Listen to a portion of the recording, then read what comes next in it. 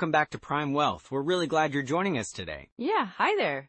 It's great to be here. So today's episode is all about safe investments for those of you who might be a bit more risk averse. Right. Investing can feel a bit overwhelming, especially if you're worried about market volatility. So we want to make sure you feel comfortable with your choices. Absolutely. We'll dive into some solid options that can help you grow your wealth without taking on too much risk. And we're going to talk about how to balance safety and return. Yeah, and we'll also cover some common misconceptions about safe investing, like, the idea that it's boring or that you won't make any money. Exactly. Safe doesn't have to mean stagnant. Plus, we'll share some tips on how to build a diversified portfolio that aligns with your comfort level. That's a big one for sure. So whether you're just starting out or you've been investing for a while, there's something in this episode for everyone. Yeah. We want you to feel empowered to make smart financial decisions. All right, let's get into it. So, Alex, what's the first thing we should consider when looking for safe investments? So, Alex, today we're diving into something that's really crucial for our listeners over 40 safe investments. Yeah, absolutely, Jordan. As people hit that milestone, they often start thinking more seriously about their financial future, right? Exactly. And I think what we're seeing now is that the landscape has changed quite a bit. I mean, with market volatility, it can feel really intimidating out there. Right, and it's not just the markets. People are living longer, which means they need their money to last longer, too. Totally. There's this statistic I came across recently. It said that about 70% of people over 65 will need some form of long-term care. That's a huge consideration, right? It really is, and that's where safe investments come into play. If you're risk-averse, you might be feeling a lot of pressure to find something that gives you peace of mind, especially with those healthcare costs looming. Yeah, and then there's inflation. I mean, it's been a hot topic lately, hasn't it? The cost of living just keeps rising. Exactly. So if you're relying solely on savings or low-yield investments, you might find your purchasing power eroded over time. Right, and I think that can lead to a lot of anxiety for folks. I mean, nobody wants to be in a position where they're struggling financially in retirement. Absolutely. And, I hear stories all the time from clients who are in their 40s or 50s. They worry about their kids, their own retirement, and what happens if unexpected expenses pop up? Yeah, it's like a juggling act, right? Balancing current needs with future goals. Exactly. And that's why it's so important to have a strategy that prioritizes safety and stability, especially as you get closer to retirement. So what do you say to someone who feels like they've missed the boat on investing? Well, I'd say it's never too late to start. Even if you're in your 40s or 50s, there are still options out there that can help you build a secure financial future. Like what? Can you give an example? Sure. One option could be bonds, for instance. They tend to be more stable than stocks and can provide regular income. Right, and that income can really help, especially if you're looking to cover those unexpected expenses. Exactly. And then there are also things like dividend-paying stocks. They can offer a bit of growth potential while still providing that cash flow. Yeah, I've heard about those. So it's not just about the risk, but also about finding that balance, right? Exactly. And, one of the biggest fears I see is the fear of losing money. People often remember the 2008 financial crisis, and that can leave a lasting impact. Oh, for sure. I mean, that's a tough experience to shake off. It is. But, it's important to remember that there are strategies designed specifically for minimizing risk. Like what? One approach is to create a diversified portfolio. That means spreading your money across different types of investments to reduce risk. Yeah, I like that idea. It's kind of like not putting all your eggs in one basket, right? Exactly. And that can give you a bit more confidence, knowing that if one area takes a hit, others might still be performing well. I see how that could help ease some of the worries.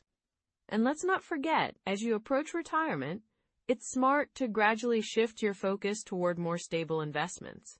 So, like moving from aggressive stocks to more conservative options over time? Yeah, that's a great way to think about it. It's all about being proactive and adjusting your strategy as your life changes. And that's important because I think people often get stuck in one way of thinking about their investments. Right. They might think, oh, I need to chase the highest returns, but, sometimes it's more about preserving what you have. Exactly. And I think that's a mindset shift that can really benefit people over 40. It really can. and it's about finding what works for you personally. Everyone's financial situation is different, and that's okay. Yeah, and I think that's where having a trusted financial advisor can really make a difference. For sure. A good advisor can help you navigate your options and create a personalized plan that fits your goals and risk tolerance. So it sounds like the key takeaway is it's all about being strategic and intentional with your investments as you get older. Exactly. And taking those steps now can lead to greater peace of mind in the future. Well, that's a great note to end on, and I think we're ready to dive into some core strategies for safe investments. So, Alex, today we're diving into safe investments for, people who are a bit risk averse, especially our listeners over 40. Absolutely, Jordan. It's such an important topic, especially as folks start thinking about retirement and, preserving what they've worked hard for. Right. So let's get into it. What's the first strategy you'd recommend for someone looking to keep their investments safe? Well, first off, I'd say, consider bonds. They're generally less risky than stocks. You've got government bonds, municipal bonds, and corporate bonds. Yeah, I've heard of bonds. So how do they work exactly? Good question. Basically, when you buy a bond, you're lending money to the issuer, like the government or a corporation. And in return, they pay you interest over a set period. And at the end of that period, you get your principal back. So it's kind of like a loan that you give them? Exactly. And, government bonds are usually considered the safest. They're backed by the full faith and credit of the government, which is a pretty solid assurance. And what about the returns? Are they, worth it? Well, they tend to offer lower returns than stocks. But the trade-off is that they're much safer. You can think of them as a steady, predictable source of income. If you want to reduce risk, it's all about balancing that portfolio. Got it. So what's another strategy for safe investing? Another great option is dividend-paying stocks. These are shares in companies that regularly distribute a portion of their earnings to shareholders. Oh, I see. So even if the stock market is volatile, you're still getting income from those dividends? Exactly. It's like having your cake and eating it too. Even if the stock price fluctuates, those dividends can provide a steady cash flow. That sounds appealing. But how do you choose which dividend stocks to invest in? Well, you want to look for companies with a solid track record of paying dividends consistently. A general rule of thumb is to target companies that have increased their dividends for at least the last 5 years. Okay. So consistency is key. Right. And also consider the dividend yield, which is the annual dividend payment divided by the stock price. A higher yield can be attractive, but, make sure the company isn't just offering high dividends, because their stock price has dropped. Good point. What about, mutual funds or ETFs? Are they safe? Yes, definitely. These can be safer options, especially if you're looking for diversification.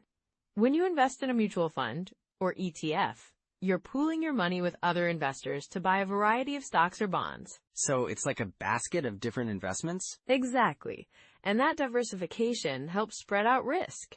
If one investment doesn't perform well, others in the fund might balance it out. That makes sense. But how do you know which funds to choose?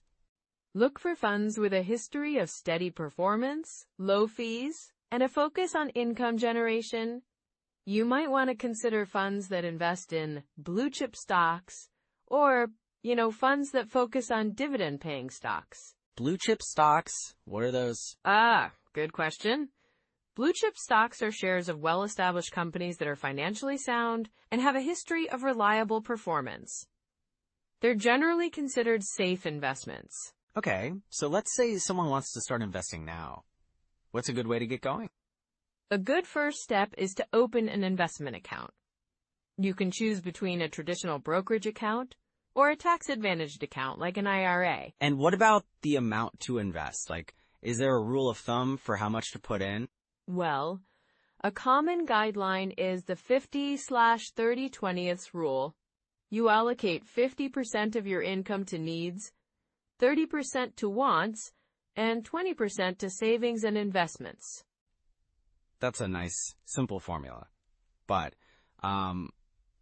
what if someone doesn't have, a lot to invest right away? That's totally fine. Start with what you can. Even small amounts can add up over time, especially with compound interest.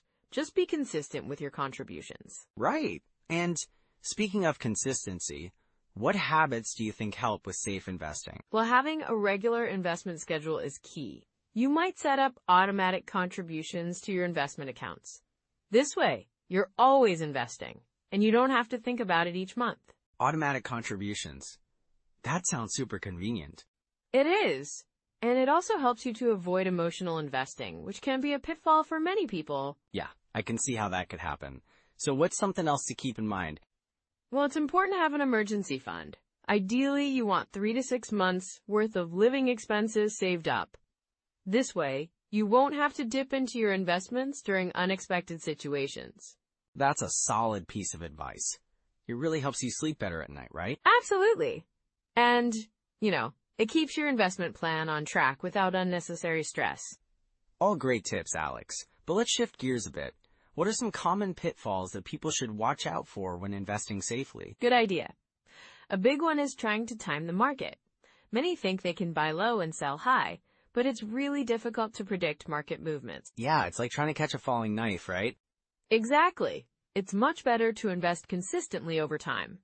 Also, be cautious about chasing high yields without understanding the risks involved. For sure. It's all about balance, isn't it?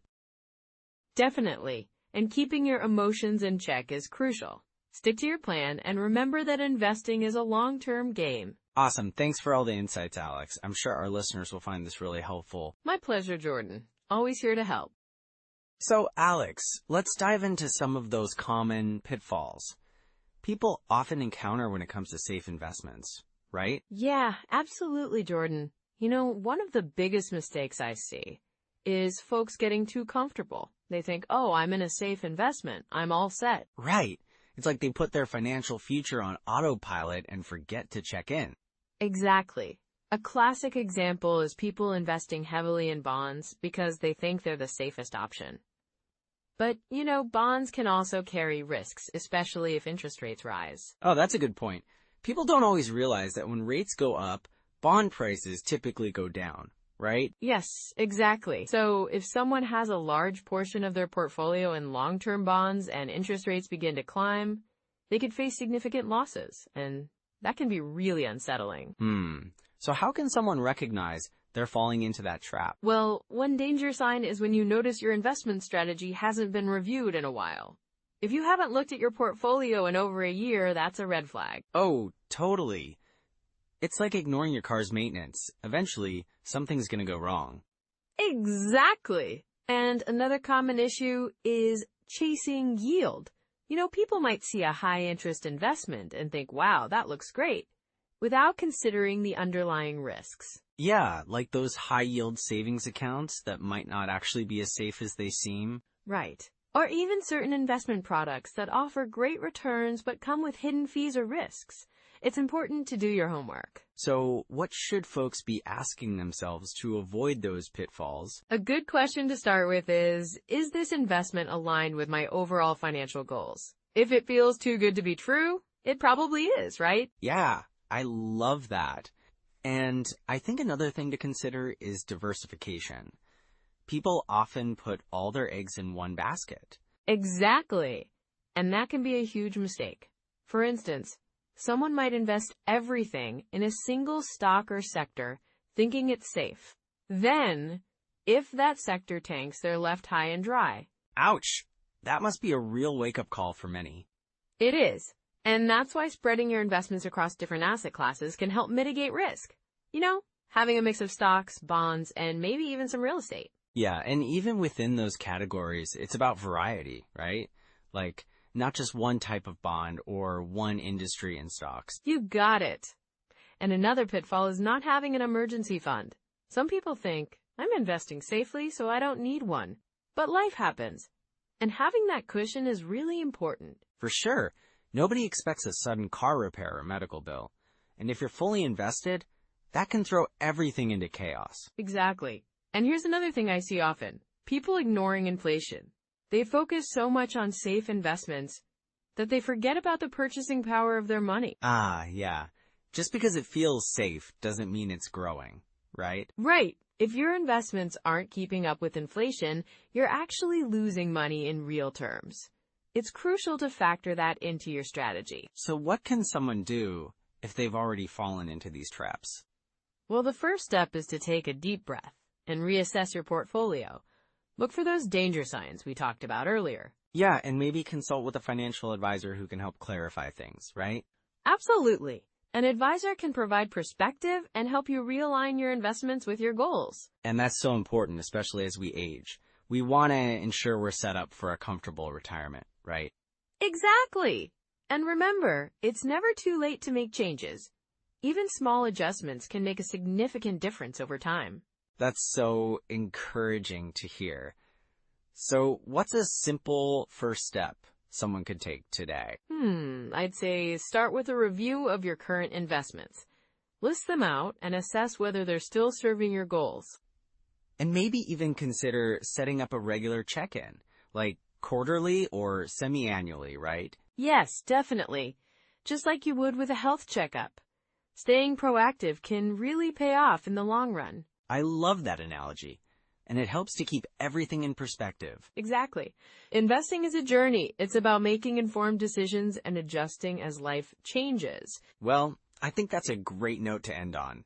For anyone feeling stuck, remember that you have the power to take control and make informed choices moving forward. Absolutely. Just take it one step at a time, and you'll be on the right path. Thanks, Alex. This has been super insightful. I can't wait to continue our conversation on the next episode. Looking forward to it, Jordan. Take care, everyone.